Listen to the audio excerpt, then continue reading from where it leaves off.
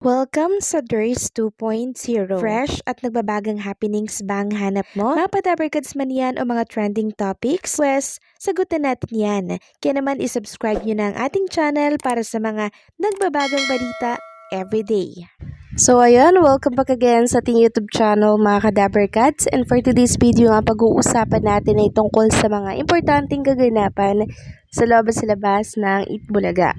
Since marami pong mga dabarkads natin ang nagtatanong kung paano daw po magpa-reserve ng slot dito sa live ng Itbulaga at makapasok po sa studio ng Itbulaga, nag-post po ang TVJ na page kung paano po kayo makakanood ng live. Sabi nga dito, this is your chance para maging parte ng 1,001 tuwa, maging live studio audience na dabarkads. So, follow this easy steps. So, step 1, mag-email lamang daw kayo sa tbj.studioreservation@gmail.com.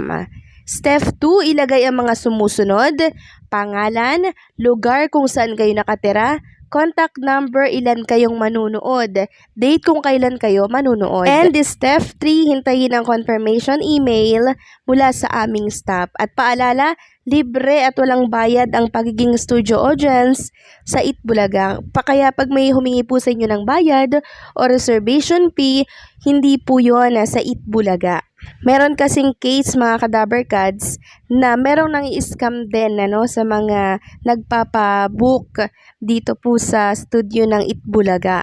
Kaya naman, laging may paalala po ang TVJ na page tungkol dito sa mga pang-i-scam at mga modus na ginagawa gamit po ang Itbulaga.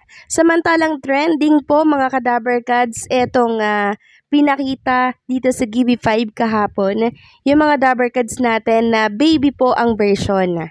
And ang talagang nag-trending dito at pinag-uusapan sa mundo ng social media, walang iba kundi po si Raisa May Dizon.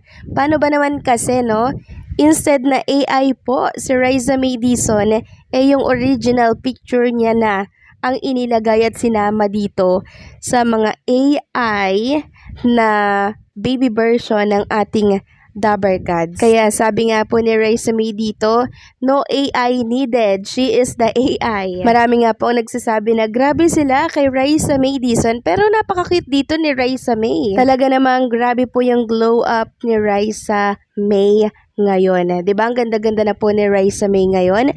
Pumuti na, 'di ba? And syempre talagang nag-level up yung beauty niya ngayong teenager na siya. And alam nyo ba mga kadabarkads, hanggang sa TikTok ay trending at pinag-uusapan ito. And syempre si Maine Mendoza mga kadabarkads, tingnan nyo naman, mukha siyang foreigner. And itong si Boss Joey De Leon, kamukha po siya nung apo niya, yung anak po ni Jaco De Leon, si Jacob. Samantalang si Tito Soto naman, mukha po siyang foreigner din. Alam niyo yung model po ng Alaska. Ganun po yung itsura niya. Then si Bossing Vic Soto, version po siya ni Biko Soto. Accurate naman po mga kadabarkads, itong itsura ng mga host ng Itbulaga sa baby version po nila dito. Samantalang update naman tayo dito po sa anak ni Jose Manalo na si Bench. So nagpapagaling na po siya and talaga namang ine-exercise na niya, naglalakad-lakad na po siya kahit na bagong opera lamang siya mga kadabarkads. So makikita nyo dito na pinapractice na niyang lumakad utay-utay, then bumisita ulit sila sa doktor para syempre sa therapy. And nakakapagsulo na po siyang lumakad mga kadabarkads. Samantalang isang dabarkads naman at dating host ng Itbulaga ang pinuputakti ngayon sa mundo ng social media.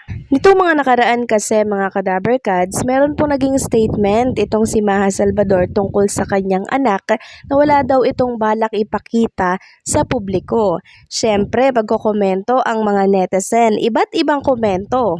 May nagsasabi na wala daw silang pakialam kahit habang buhay pa daw itong itago and hindi daw sila interesado at kung ano-ano pa pong mga masasakit na salita yung binabato ng mga netizen para dito sa mag-asawang Maha and Rambo Nunez. So, payo ko lang mga ka-Dabbercads, irespeto na lang natin kung ano man po yung kanilang desisyon para sa kanilang anak. Baka gusto nila hindi gawing artista yon, 'di ba?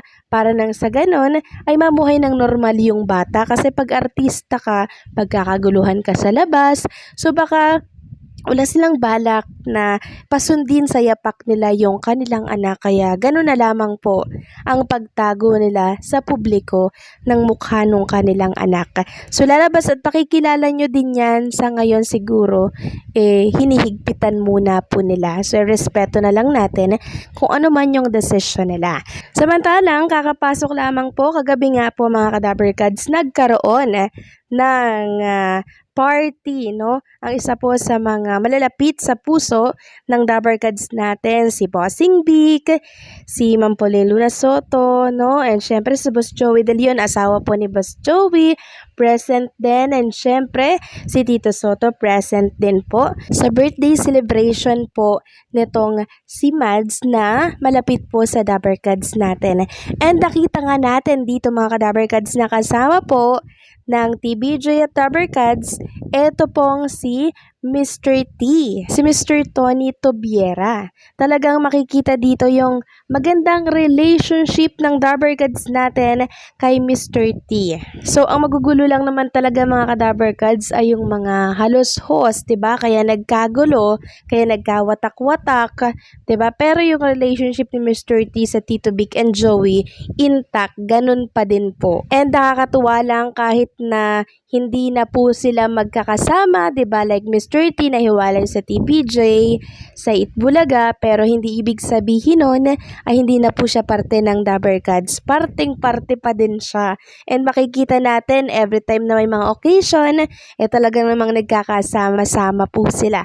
Katulad nito, 'di ba? So malakas pa rin po si Mr. T, and hopefully by next anniversary ng Itbulaga this July, makita natin si Mr. T sa studio po ng Itbulaga na nagse-celebrate ng 46 years ng Itbulaga, no? So i-claim na po natin yan kasi ang ganda naman po ng relationship nila.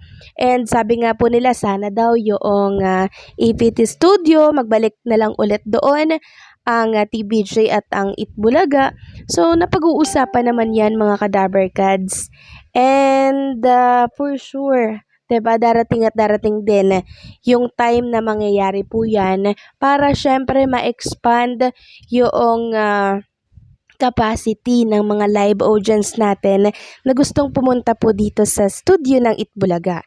So malay nyo, magbalik po ang TBJ sa AVT, di mas maganda po yun mga ka-Dabbercads. So sa ngayon, enjoy na lang muna natin itong napakagandang relationship ng TBJ kay Mr. T. So paano, hanggang dito na lamang ang update natin. Maraming salamat sa patuloy na pagsuporta.